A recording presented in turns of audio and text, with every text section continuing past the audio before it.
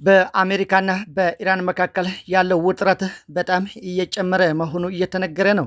የ60 ቀኑ በአሜሪካና በኢራን መካከል ተፈርሞ የነበረው የተኩስ አቁም ስምምነት ትላንትና ማታ 60ዎቹ ቀናት ተጠናቀዋል። አሜሪካ ኢራን ነጩን ባንዲራ ታውለብልብ እያለች ነው። ይህ ማለት ኢራን እጅ ትስጥ ማለት ነው። ኢራን ግን ከዚህ በተቃራኒ መሆኗን እየገለጸች ነው። ኢራን ነጩን ባንዲራ እንደማውለበልብ አጠብቁኝ ብላለች። ለሚመጣ ሁሉ ዝግጅት እያደረገች መሆኑን ደግሞ ገልጻለች። ከምንም በላይ ደግሞ ኢራን እንድትዘጋጅ ያደረገው የፕሬዝዳንት ዶናልድ ትራምፕ ማስጠንቀቂያ ነው። እንደዚሁም ፕሬዝዳንት ዶናልድ ትራምፕ ሰሞኑን የሆርሙዝ ወሽመጥን በተመለከተ የሚሰጠው ገለጻ ኢራንን አሳስቧታል።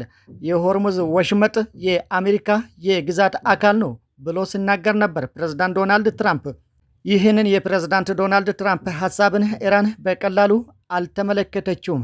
ከዚህ ከፕሬዝዳንት ዶናልድ ትራምፕ ጀርባ የሆነ ነገር አለ ብላ ትኩረት ሰጥታ ጦርነት ሊከፈትባት እንደሚችል በመገመት ለጦርነት ዝግጅት እያደረገች መሆኑን ደግሞ ገልጻለች።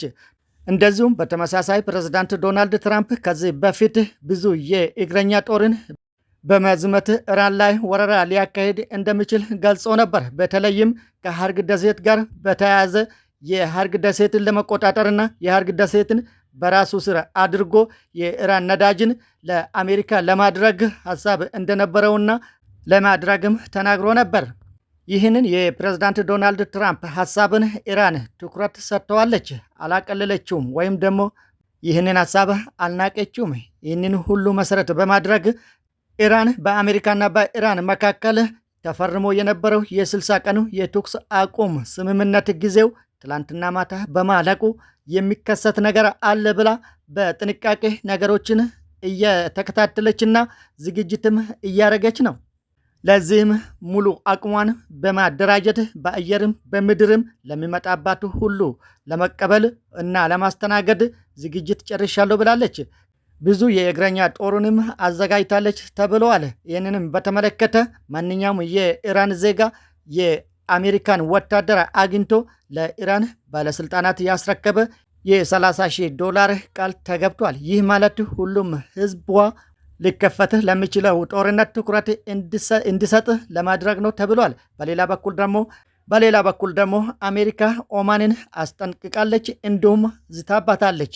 ፕሬዝዳንት ዶናልድ ትራምፕ እንዳለው ኦማንን በቦምብ ደብድቤ አወድምሻለሁ፣ ከዚች ዓለም አጠፋሻለሁ ብለዋታል። ፕሬዝዳንት ዶናልድ ትራምፕ ለዚህ እንደ ምክንያት ያቀረበው ኦማንና ኢራን ስለ ሆርሙዝ ወሽመጥ ተወያይቶ ስምምነት ላይ ደርሰናል ማለታቸውን ተከትሎ ነው። ፕሬዝዳንት ዶናልድ ትራምፕ የሆርሙዝ ወሽመጥን ለመክፈት በምናደርገው እንቅስቃሴ ኦማን እንቅፋት እየሆነችብን ነው በማለት አስጠንቅቋታል። ማስጠንቀቅ ብቻም ሳይሆን በቦምብም እንደሚደበድባት አስታውቀዋል። ይህ ደግሞ የአካባቢውን ውጥረት ሊጨምርና እንደውም ውስብስብ ሊያደርግ እንደሚችልም ተገምተዋል። ይህ በእንዲህ እንዳለ ከአሜሪካ በኩል ሊከፈትባት በሚችለው ጦርነት ለመመከት ኢራን ዝግጁ መሆኗን በመግለጽ መመከት ብቻ ሳይሆን እንደ ከዚህ በፊቱ ኢራን ጥቃትም መሰንዘር እንደምትችል ገልጻለች። አሜሪካ ኢራን ላይ ጥቃት ከፈጸመች ኢራን ድንበር በመሻገር የአሜሪካ የጦር ሰፈርና ንብረቶች ያሉበትን ሀገሮች ላይ ጥቃት መሰንዘር እንደምትችልም አሳውቃለች። በተለይም በባህሬንና በኩዌት የሚገኙ የአሜሪካ የጦር ሰፈርና ንብረቶች ላይ የሀገሮቹን ድንበር ጥሳ ገብታ ጥቃት መፈጸም እንደምትችል አስጠንቅቃለች። ፕሬዝዳንት ዶናልድ ትራምፕ ኦማንን ኩፍኛ አስጠንቅቀዋል። ፕሬዝዳንት ዶናልድ ትራምፕ ኦማንን ደብድቤ ከምድረ ገጽ አጠፋሻታለሁ ብለዋታል። ኦማንና አሜሪካ የሆርሙዝ ወሽመጥን ለማስከፈት በየፊናቸው ከኢራን ጋር ሲደራደሩ ነበር። ትላንትና ከሰዓት ኦማንና ኢራን ስለ ሆርሙዝ አከፋፈት ላይ በሰፊው ከተወያዩ በኋላ ውይይታቸውን ለመቋጨት ነበር።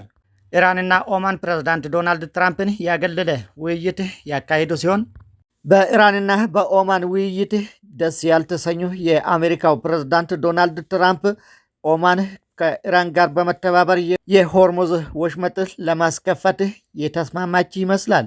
ይህንን ደግሞ ፕሬዝዳንት ዶናልድ ትራምፕ ኦማን እንቅፋት ሆናብኛለች በማለት ቅር እንደተሰኘ በመግለጽ ኦማን ላይ ድብደባ ማካሄድ እንደሚችልና እንደሚደበድባትም ደግሞ አስጠነቀቀ።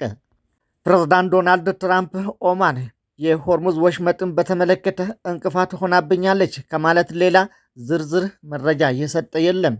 በሌላ በኩል ደግሞ የኢራን ውጭ ጉዳይ ሚኒስትር ኢስማኤል ባጋይ እንዳሉት የሆርሙዝ መተላለፊያን በተመለከተ ከኦማን ጋር የተደረገው ድርድር ወይም ደግሞ ውይይት ውጤታማ ነው ሲሉ ለጋዜጠኞች መግለጫ ሰጥቶ ነበር። በዚህ ውይይት ኢራንና ኦማን መግባባት ላይ ደርሰዋል በማለት የገለጸ ሲሆን ከውይይቷቸው በኋላ የጋራ መግለጫ ማውጣት የነበረባቸው ቢሆንም አንዳንድ ያልተሟሉ ነገሮች ስላሉ እስኪሟሉ መግለጫው የዘገየ መሆኑም ተገልጿል። ቀጣዩ ዜና ሶሪያ የቀድሞ የሶሪያ ፕሬዝዳንት ባሺር አልአሳድ ቤተሰብ ከሆኑት አንዱ ላይ የሞት ፍርድ ፈርዳለች። ከወር በፊት ሶሪያ የቀድሞ የሶሪያ ፕሬዝዳንት የነበረው ባሺር አልአሳድን ጨምሮ 3 ሰዎች ላይ ባሌሉበት የሞት ፍርድ ፈርዳ ነበር። ዛሬ ደግሞ የባሻር አልአሳድ ቤተሰብ ከሆኑት አንዱ ላይ የሞት ፍርድ የፈረደች ሲሆን የባሻር አልአሳድ ያጎቱ ልጅ የሆነው ዊሳም አልአሳድ ላይ የሞት ፍርድ መፍረዷ ተገልጿል። ይህ የባሻር አልአሳድ ዘመድና ቤተሰብ የሆነው ዊሳም አልአሳድ የሞት ፍርድ የተፈረደበት የመጀመሪያ በሶሪያ ቁጥጥር ስር የዋለና የባሻር አልአሳድ ቤተሰብ ይሆናል። ዊሳም አልአሳድ ከ2011 እንደ አውሮፓውያን አቆጣጠር ጀምሮ የራሱን ሚሊሻ በሶሪያ ውስጥ በማቋቋም ብዙ ሰዎችን ሲያሰቃይ የነበረ ብዙ ሕይወትን ያጠፋና እንደውም ከድራግ ጋር በተያያዘ አሽሽን ከሚያዘዋውሩት ጋር ጥብቅ ግንኙነት ነበረው ተብሏል። ነገር ግን የሞት ፍርዱ የተፈረደበት ከ2011 እንደ አውሮፓውያን አቆጣጠር ጀምሮ የራሱን ሚሊሻ በማቋቋም በሕዝብ ላይ ትልቅ ጥፋት ሰርቷል፣ ብዙ ሕይወትን አጥፍቷል፣ በአጠቃላይ በሕዝብ ላይ ብዙ ወንጀል ሰርቷል በማለት የሞት ፍርድ የተፈረደበት መሆኑ የተለያዩ ሚዲያዎች ዘግበዋል። ቀጣዩ ዜና ከዛው ከሶሪያ ሳንወጣ እስራኤል በሶሪያ ላይ ሰፊ የአየር ጥቃት እየሰነዘረች ነው። ሶሪያም የቦምብ ናዳ እያስተናገደች ነው። ሶሪያ በእስራኤል ላይ ምንም አይነት ጥቃት አልሰነዘረችም። ሆኖም ግን የእስራኤል የአየር ላይ ጥቃቶች በሶሪያ ግዛት ላይ በተከታታይ እየተፈጸሙ ነው። ዛሬ ማለት ማክሰኞ በማለዳ በሶሪያ ኢድሊብ ግዛት ምስራቃዊ ገጠራማ አካባቢ በሚገኙ አቡ አል ዱሁር ወታደራዊ የአየር ማረፊያ ላይ 8 የእስራኤል የአየር ላይ ጥቃቶች መፈጸማቸውን የሶሪያ መንግስታዊ ቴሌቪዥን ጣቢያ አልአክባሪያ ወታደራዊ ምንጮችን ጠቅሶ ዘግቧል። እስራኤል በፈጸመችው ጥቃት በሰው ሕይወት ላይ የደረሰ ጉዳት የለም ተብለዋል። እስራኤል በሶሪያ ላይ ጥቃት ስትፈጽም ይሄ የመጀመሪያዋ አይደለም። ለረጅም ጊዜና ተደጋግሞ በሶሪያ ላይ ጥቃት ስትፈጽም ነበር። አሁን የፈጸመችውንም ጥቃት የቅድመ ጥንቃቄ ጥቃት ነው በማለት ገልጸዋለች። ይህ የእስራኤል ጥቃት ሌላ ውጥረት ሊፈጥር እንደሚችልም ተገምተዋል። ከቱርክ ጋር ሲዛዛቱ የቆዩት እስራኤልና ቱርክ ወደ ቀጥታ ጦርነት ሊገቡ እንደሚችሉም ተሰግቷል። አንካራ በደማስቆ የሚገኘውን አዲስ መንግስት እና የሶሪያ የመንግስትና ወታደራዊ ተቋማት እንደገና መገንባት ትፈልጋለች። እስራኤል ግን ወደፊት ሊከሰቱ የሚችሉ ስጋቶች ናቸው ብላ የምታምናቸውን የሶሪያ ወታደራዊ አቅሞች ለማውደም ዝግጁ መሆኗን በድጋሜ ገልጻለች። እንዲሁም ቱርክ በሶሪያ ውስጥ ራዳርና ሌሎች ወታደራዊ ሲስተሞች ሊታቋቁም ወይም ደግሞ ሊታሻሽል ትችላለች የሚለው ስጋት ትኩረት አግኝተዋል። የእስራኤል አመለካከት የእስራኤል የጦር አውሮፕላኖች በሶሪያ ውስጥ ጥቃት ሲሰነዝሩ ወይም ከኢራን ጋር ከሚደረጉ ኦፕሬሽኖች ጋር የተያያዙ መንገዶችን ሲጠቀሙ የቱርክ ራዳር እና የአየር መከላከያ አቅሞች የእስራኤልን የአሰራር ነፃነትን ሊገድቡ ይችላል። በሌላ በኩል ደግሞ እስራኤል በጋዛ ላይ በምታደርገው ጥቃት ቱርክ ክፉኛ የምትቃወም ሲሆን በዚህም ብዙ ሲዛዛቱ ቆይተዋል። በአጠቃላይ በአካባቢው ያለው ሁኔታ እስራኤልና ቱርክን ወደ ጦርነት ሊጋብዝ ይችላል በማለት ስጋት አለ። ውድ ተከታታዮቻችን ለአሁኑ የያዝነው ዜና የእስካሁኑ ነው።